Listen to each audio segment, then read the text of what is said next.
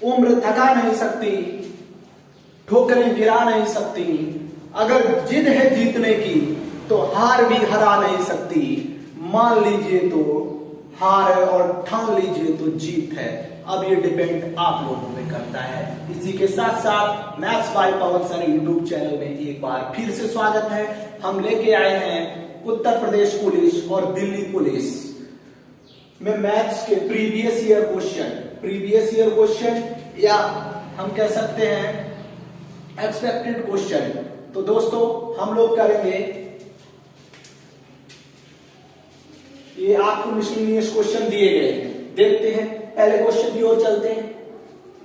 और हाँ, अगर आप लोग चैनल पे आए हैं तो विजिट करिएगा, पूरा वीडियो देखिएगा, अच्छे से लास्ट तक बने रहिएगा। अच्छा लगे तो शेयर सब्सक्राइब और चैनल को सब्सक्राइब कर दीजिएगा, ठीक है गाइस। तो चलते हैं, आज का पहला क्वेश्चन है √12 plus √12 plus dot dot dot dot. इस तरीके का क्वेश्चन आपके कंपटीशन पेपर में काफी बार पूछे गए हैं और पूछे जाने की संभावना है, और काफी इस तरीके के क्वेश्चन लाएंगे। देखो मिसलेनियस हर टाइप के लाने की कोशिश कर रहे हैं।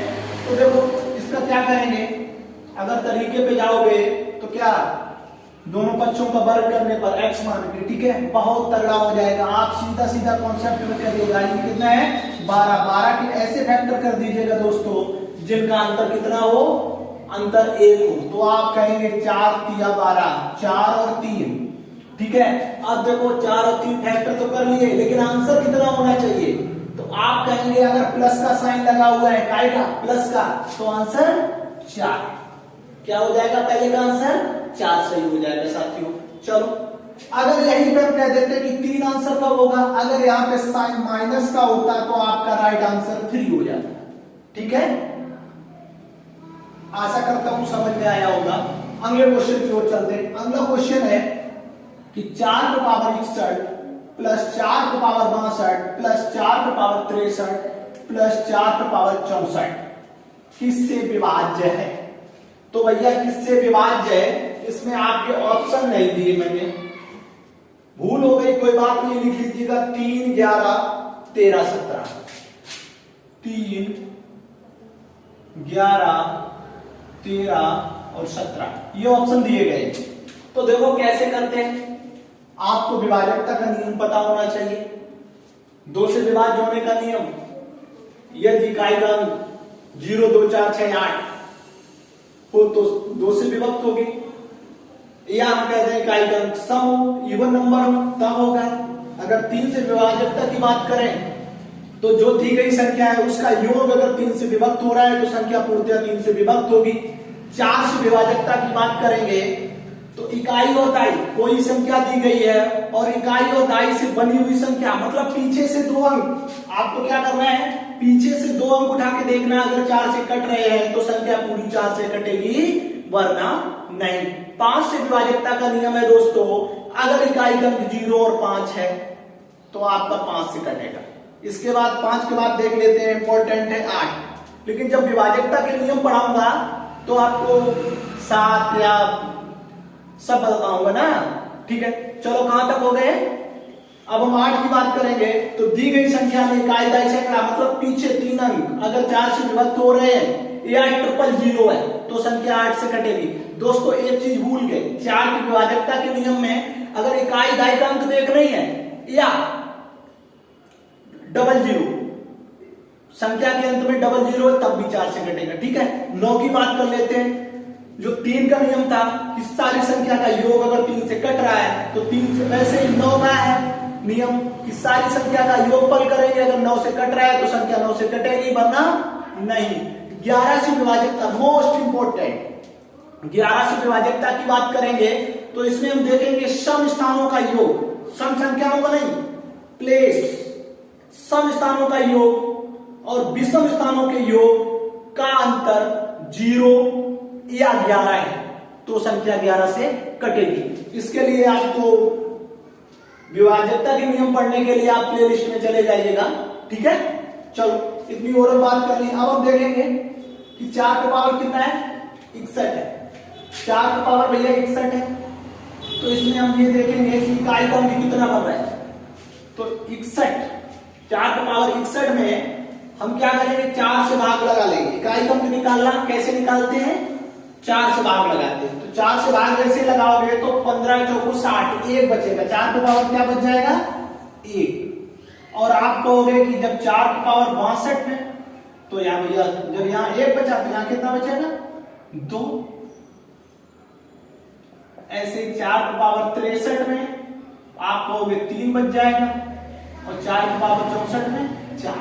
अब देखो इसे अगर हम योग करेंगे, यहां से देख लीजिएगा, 4 प्लस 4 चौको 16 प्लस 4 चौको 16 चौको 64 प्लस 4 चौको 16 चौको 64 चौको 256, 4 का पावर।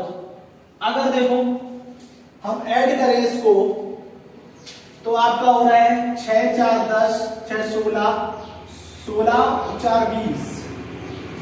हमें लग रहा है भैया ऑप्शन देखेंगे 3 11 13 17, तो इकाई अंक कोई नहीं घट रहा है। या तो यहां पे कर लीजिएगा 10, 11 की जगह क्या करिएगा 10, क्योंकि इकाई अंक कितना हो रहा है 0। चलो और आगे देख लेते हैं, ये 20 एक बार दोबारा से ऐड कर लीजिएगा, 6 4 10, 10 6 16, 4 20, 5 6 11, 1 12, और कैरी कितनी थी 2, 12 2 14। अब देखते हैं, एक कैरी है 2 1 3, तो हाँ भैया देखो 340 का कट रहा है, आप कहेंगे 17 से। देख लीजिएगा एक बार, कितने से कटेगा, 17 से कटेगा जब पूरा ऐड किया है। ठीक, 17 दूनी 34, 0 पूरा। तो राइट आंसर क्या हो जाएगा 17। अगले क्वेश्चन की ओर चलते हैं। हमारा अगला क्वेश्चन है, प्रथम 20 विषम संख्याओं का औसत कितना होगा। प्रथम 20 संख्याओं का औसत कितना होगा। तो देखते हैं कि 20 संख्याओं का औसत, पहले तो हमें क्या करना चाहिए, किसी का औसत निकालना है तो संख्याओं का योगफल बटे संख्याओं की संख्या। तो देखो संख्याओं का योगफल, प्रथम 20 संख्याएं दी गई उनका कुल योग चाहिए टोटल। तो हमेशा अगर क्रमांक विषम संख्याएं दी गई है तो उसका फॉर्मूला होता है n स्क्वायर। क्या होता है भैया, n स्क्वायर। तो n संख्याएं कितनी है 20, 20 का स्क्वायर निकालोगे कितना हो जाएगा, आप कहोगे 400, कितना 400। आपसे पूछ सकता था, लेकिन उसने क्या कहा औसत। तो कुल कितना है 400 और संख्याएं कितनी है 20, तो औसत कितना आएगा 20। राइट आंसर क्या हो जाएगा, राइट आंसर आपका होगा 20। ठीक है, अगले क्वेश्चन की ओर चलते हैं, क्वेश्चन नंबर 4 की तरफ। देख लीजिएगा एक लोग एक नजर से कि रोहन की आय में 10% की कमी कर दी जाए। रोहन की आय में 10% की कमी कर दी जाए तो उसकी आय को पूर्व स्तर पर लाने के लिए कितने % की वृद्धि करनी होगी। हमने कॉन्सेप्ट कल भी बताया था आप लोगों को कि यदि कहीं वृद्धि हो रही है तो वृद्धि बटे 100 प्लस वृद्धि, कमी हो रही है तो कमी बटे 100 माइनस कमी। तो यहां पे आप कहेंगे कम बटे 100 माइनस कम। आपको लिखना नहीं सिर्फ समझना है, एक बार समझ लीजिएगा, हम समझा रहे इसलिए लिख रहे हैं ना, बोलते सीधा कि 10 100 माइनस 10 90, 0 से 0 1/9। टेंशन परसेंटेज वैल्यू पता नहीं है तो इसकी वैल्यू क्या हो जाएगी, आप कहोगे 11 सही 1/9%। अगर नहीं पता है तो आप प्लेलिस्ट में परसेंटेज की वीडियो जाके देख लीजिएगा, सब क्लियर हो जाएगा। तो 4 का राइट आंसर क्या हो जाएगा 11 सही 1/9%। कितनी वृद्धि करनी पड़ेगी 11 सही 1/9% की वृद्धि करनी पड़ेगी पूर्व स्तर लाने के लिए। ठीक है, चलो अगला क्वेश्चन हम देखेंगे। तो हम लोग देख रहे थे ये जैसे सिंप्लीफिकेशन से था, नंबर सिस्टम से था, ठीक है, ये औसत से था, ये परसेंटेज से। अब आपका आ गया है सिंपल इंटरेस्ट, साधारण ब्याज से क्वेश्चन है। क्वेश्चन है कोई राशि 12% वार्षिक ब्याज की दर से कितने वर्षों में दोगुनी हो जाएगी। आपसे कहा है कि कोई दर राशि है, कोई अमाउंट है, कितने वर्षों में 12% रेट ऑफ इंटरेस्ट 12% है तो दोगुना हो जाएगा। तो देखो भैया क्वेश्चन कोई भी रहे, हमारा 100 जिंदाबाद है ना। तो मैंने माना कि हमारी धनराशि कितनी होगी पता नहीं, लेकिन मुझे पता है कि हमारी 100 कितनी है 100 रुपीज है। उसने कहा कि 12%, कितने 12% से कितनी हो रही है? दोगुनी। तो भैया बताओ जरा, 100 का दोगुना कितना होगा? 200 होगा। 100 का दोगुना 200 होगा। अब हम यहाँ कहें कि हमें ब्याज कितना मिल रहा है, सिंपल इंटरेस्ट कितना मिल रहा है, ऐसा ही आप बोलोगे सर जी 100 थी 200 हो गई तो 100 रुपए ही मिल रहा है ना। तो 100 रुपए अगर आपको मिल रहा है, ये क्या है? ब्याज है। अगर ब्याज में आप दर से भाग दोगे तो समय मिलेगा। क्या मिलेगा? समय मिलेगा। तो आप भाग दे दीजिएगा। 4 तिया 12, 4 से काटोगे 25, इससे भाग दोगे तो हो जाएगा आपका 3 24। आप बोलोगे 8 सही 1/3 वर्ष। क्या कहोगे? 8 सही 1/3 वर्ष। अब ये कहोगे सर जी ये 100 में 12 का भाग कैसे दे दिया? देखो भाई, अगर कहीं पे ट्रांसफर कांस्टेंट हो तो हमारा फॉर्मूला सीधा RT बराबर रेट ऑफ इंटरेस्ट और टाइम का अगर गुणा कराओगे तो साधारण ब्याज मिलेगा। क्या मिलेगा? SI। तो अगर देखो SI में दर से भाग दोगे तो समय मिलेगा, समय से भाग दोगे तो दर मिलेगा। ठीक है ना? और कहीं पे भी अगर आप सिंपल इंटरेस्ट पढ़ रहे हो, दर समय दिया है तो मल्टीपल कर दो। किस लिए कर दो? जैसे उसने सपोज दैट आपसे बोल दिया कि 5% की दर से 3 वर्ष का ब्याज, तो आप या तो 5% की दर से 3 वर्ष का कह लो या डायरेक्ट बोल दो 15%। 5 या 15 1 वर्ष का हो गया ना। ठीक है, तुरंत मल्टीपल कर लोगे। ठीक है, अगले क्वेश्चन की ओर चलते हैं। तो गाइस इसका राइट आंसर क्या हो गया? 8 सही 1/3 वर्ष। और अगर यहां पे आपका ये होता कि 12 वर्षों में होता है, समय दिया होता, रेट ऑफ इंटरेस्ट पूछ देता, तो आपका यहाँ ये क्या हो जाता? 8 सही 1/3 रेट ऑफ इंटरेस्ट हो जाता। ठीक है, तो चलते हैं अगले क्वेश्चन की ओर।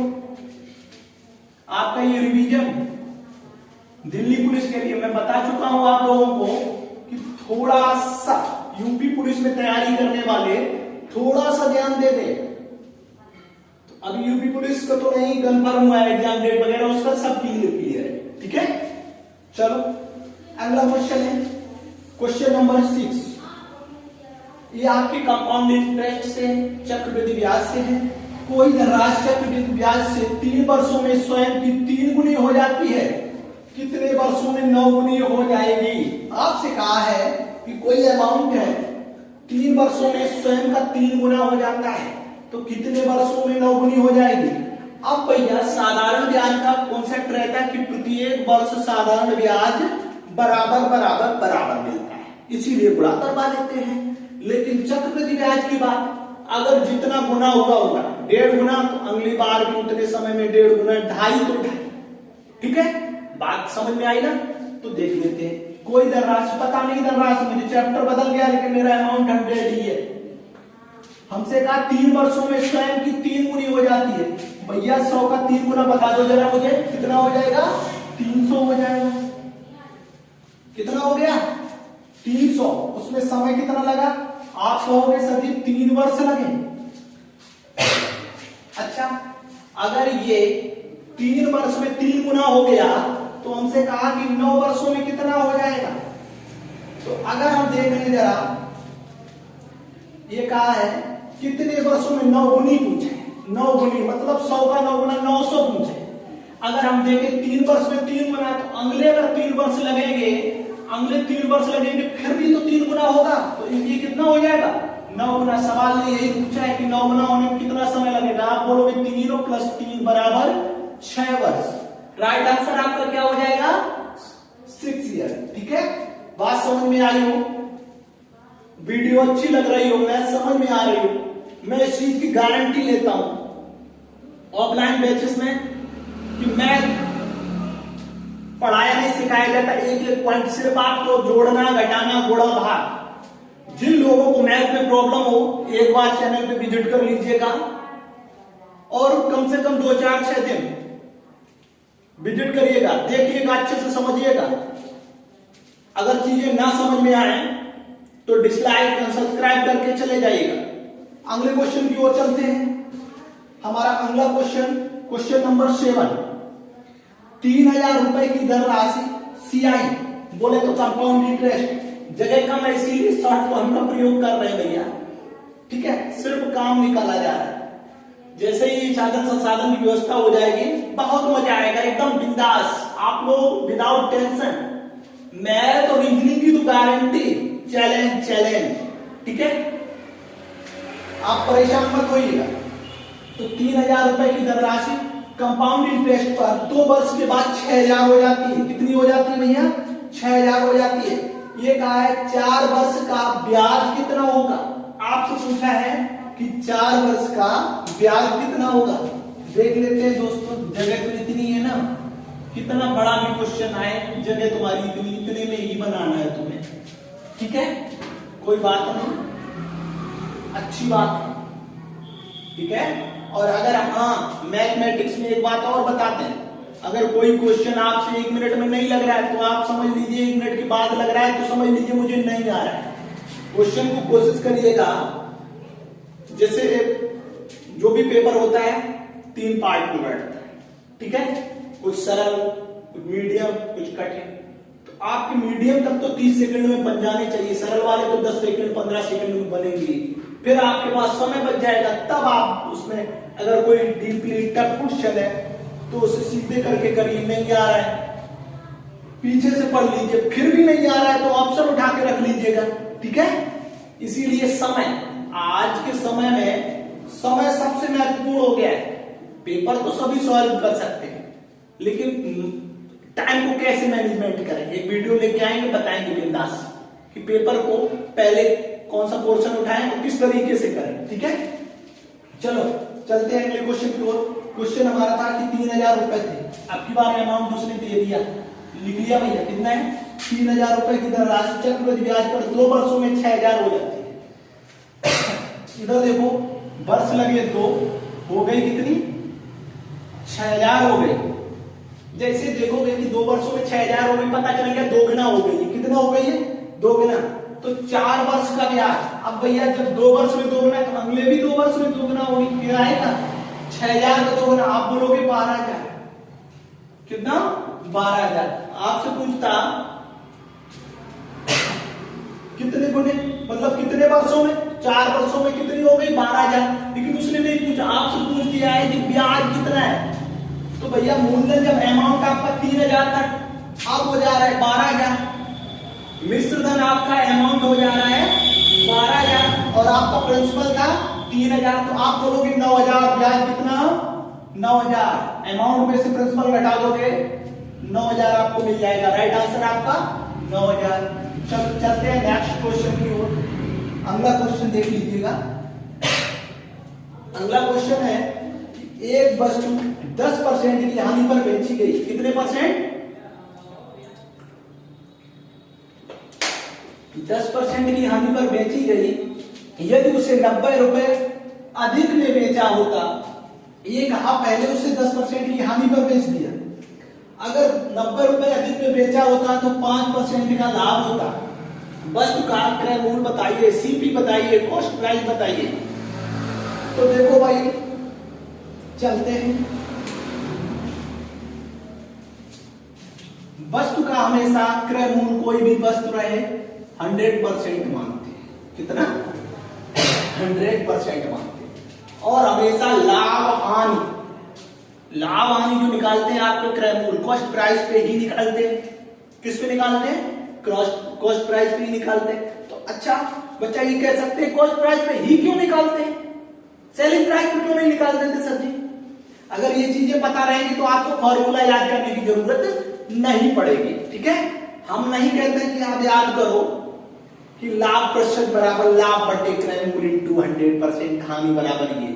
आपको सिर्फ ये पता होना चाहिए कि लाभ और हानि निकालते काय पे?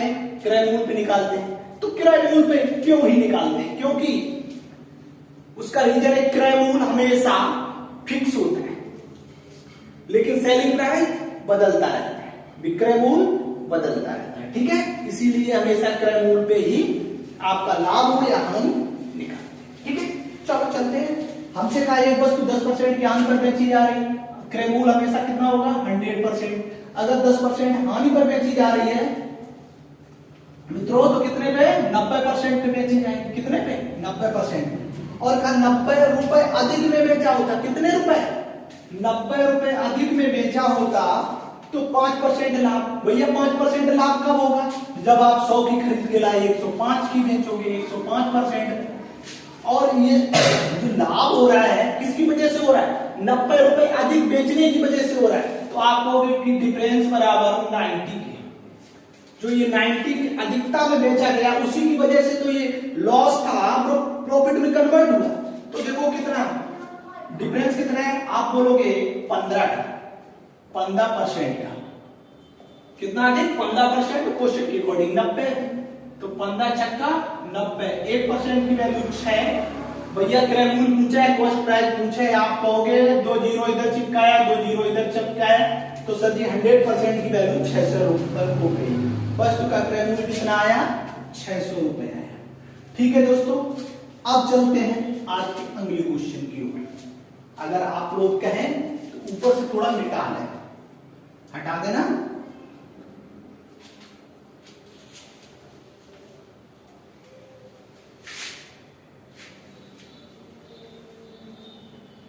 चलो देखते हैं। अगला क्वेश्चन है आपका मेंसुरेशन से। एक 9 सेंटीमीटर भुजा वाले समबाहु त्रिभुज के अंतःवृत्त और परिवृत्त की त्रिज्या का अनुपात बताइए। मतलब मैंने ये बना लिया आपका समबाहु त्रिभुज, जिसकी समबाहु सम मींस समान बाहु मींस भुजाएं, जिसकी समान भुजाएं हो और उनके 9 सेंटीमीटर है। इसमें एक आपके बना है अंतःवृत्त और एक बना है परिवृत्त। बन गया दोस्तों, ठीक है ना। अब आपसे क्वेश्चन पूछा है कि वृत्त की त्रिज्याओं का अनुपात बताइए। क्या, तो हम मान लें ये जैसे इसकी त्रिज्या स्मॉल आर छोटा है, तो ये त्रिज्या कैपिटल आर, इन्हीं का रेशियो पूछ लिया। तो भैया देखो मेंसुरेशन का क्वेश्चन है, काय का मेंसुरेशन का, बहुत बिंदास दमदार क्वेश्चन, देख लीजिएगा एक बार कर लोगे, दोबारा करने की जरूरत ही नहीं पड़ेगी। ठीक है, आप डायरेक्ट क्वेश्चन को देख के आंसर करेंगे, मेंसुरेशन तक का, और अरिथमेटिक की तो बात छोड़ो, परेशान न हो। ठीक है, तो देखो जैसे हमने कहा हमसे त्रिज्या का अनुपात पूछे, तो अंतःवृत्त की त्रिज्या स्मॉल आर बराबर फॉर्मूला होता है भैया a/2√3। तो देखो a कितना है,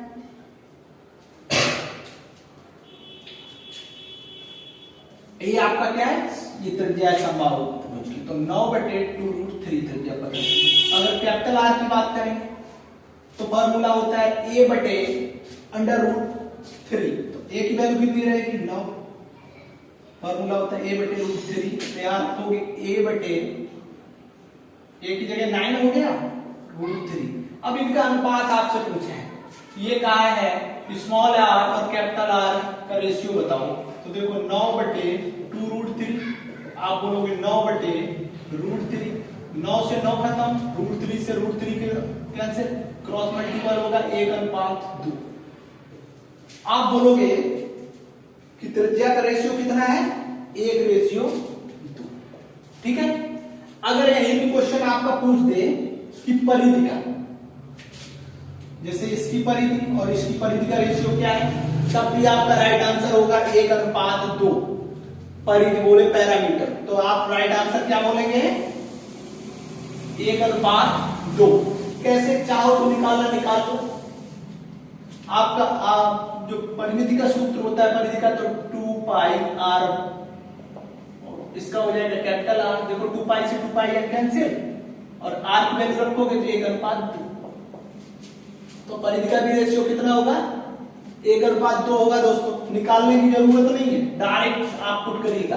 अगर आपसे कहा नेक्स्ट क्वेश्चन, इसका आंसर हो गया त्रिज्या का क्षेत्रफल, सॉरी अनुपात, परिधि का अनुपात, और आपसे पूछा गया है क्षेत्रफल का अनुपात बताइए, क्षेत्रफल का। तो अगर भुजा आपकी 1:2 है और आपका क्षेत्रफल का फॉर्मूला होता है, अब बता दे रहे हैं जरूरत नहीं है, πr² अनुपात पाई कैपिटल आर स्क्वायर। तो पाई से पाई कैंसिल, आर की जगह 1 पुट करोगे, कैपिटल आर की जगह 2, तो वर्ग होगा 1:4।